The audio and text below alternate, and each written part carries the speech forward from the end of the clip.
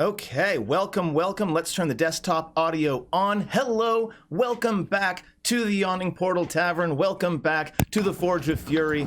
Friends, say hi to the chat. Chat, say hi to my friends. Hi, chat. Hi to the chat. Excellent. It looks like we can hear all of you. I see we have all of the chibis up and running, which looks so good. Nathaniel, you're absolutely right. Kioskun, welcome. Lionar, welcome.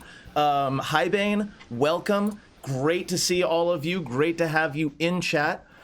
Before we get started, I've got a couple of quick announcements, just some sort of minor format changes. We are going to sort of postpone thanks for things like subscriptions and bits and all of that until certain break times so that we don't break the scene or the flow of the scene. Also, as you can see, we've got new artwork. Great to see everybody. But with that said, let's go ahead and talk a little bit about what happened last time. Last game, if I recall properly, was mostly a recovery game from a certain very large combat that still is kind of defining the entire campaign at this point, involving a roper and the death of one Clarion.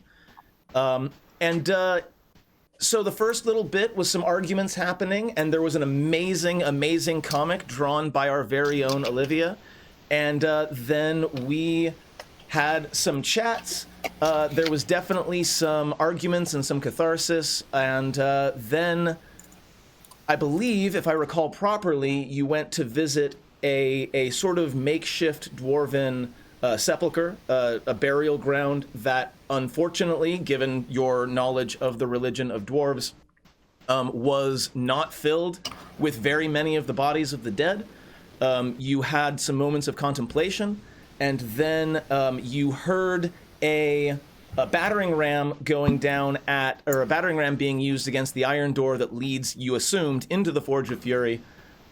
You came by and enacted some just absolutely brutal violence on a whole bunch of orcs, and made your way into the Forge proper, where you met a few gray dwarves, kicked the shit out of them, and forced them to tell you a whole bunch of stuff about what lies beyond in the Forge.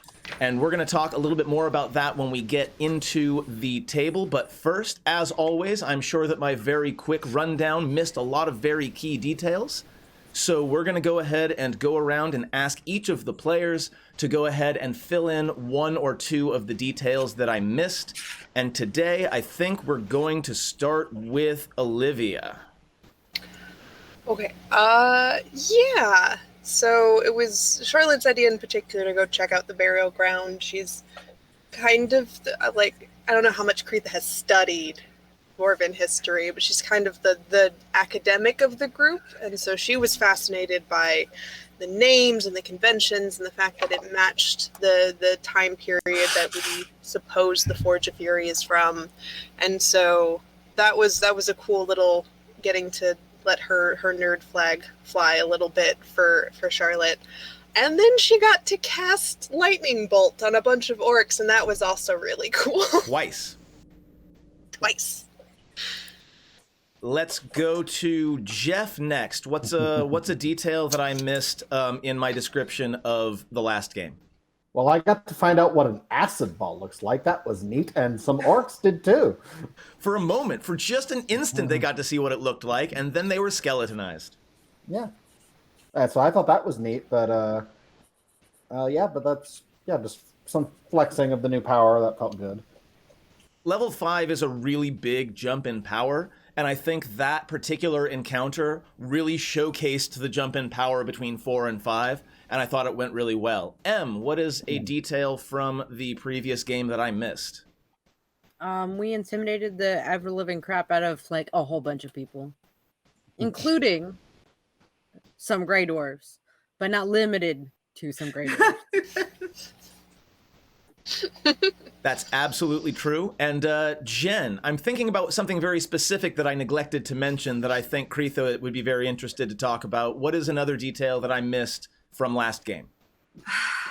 Well, Kreitha had some major questions about a drow that we happened to run into who let us rest in his like hidey bubble that he erected. And then Kretha 100% went a little crazy on those dwarf, how do you say it? Dorgar. Dwergar. I'm like, There's 1,000 ways to pronounce it. Grey dwarf is super easy though. I've heard at least 3 or 4 different. I've heard Durgar, I've heard Dwergar, I've heard Duragar. It's I don't know.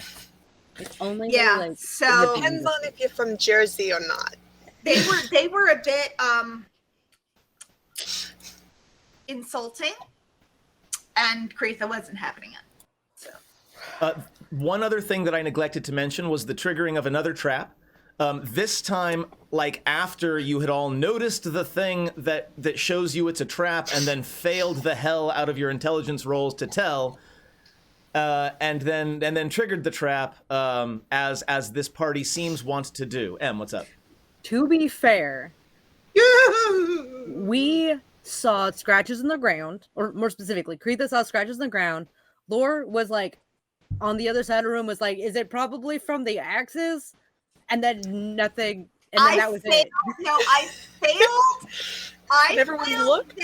that investigate check. And then Look. as I was going up to do another investigate check on the edges of the axis, the trap got triggered by Lore. We got some great art out of it. Don't complain. And then suddenly I was flying through the air. Oh, It's God. basically a meme in this because we lack a rogue.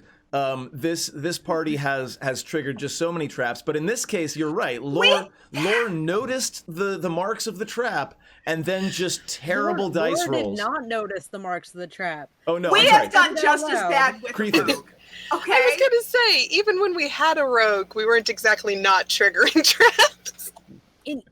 In Rogue's defense, In Rogue. Rogue specifically stopped looking for traps after a specific point in time. That is true. That they started going after traps. Traps don't exist. Rogue chose to be a dumbass. That's how bold M choice. plays rogues. All right, back to the current module. One thing I'd like to say to our viewers before we jump into the game: there are several rewards that you can give to your players using bits. You can give them some coins using the toss a coin. You can give them advantage or +2 on a roll, although those do have a cooldown, so you can't just like spam them over and over and over again. Currently, we have a +2 to a roll and an advantage to a roll. Thank you, Nathaniel, and I believe it was And Kioskun as well. Yeah. Thank you so very much.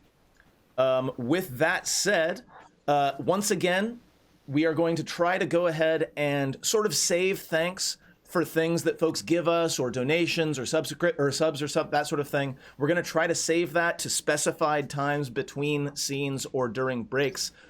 So if you give us a subscription or you give us a whole bunch of bits and we don't say anything right away, that's why we want to go ahead and keep the flow of the scene. Does anybody have any more things they want to mention about the previous campaign or about the previous session, or do we want to go ahead and move forward? Let's go. I'm okay with moving forward. Excellent. We are moving on.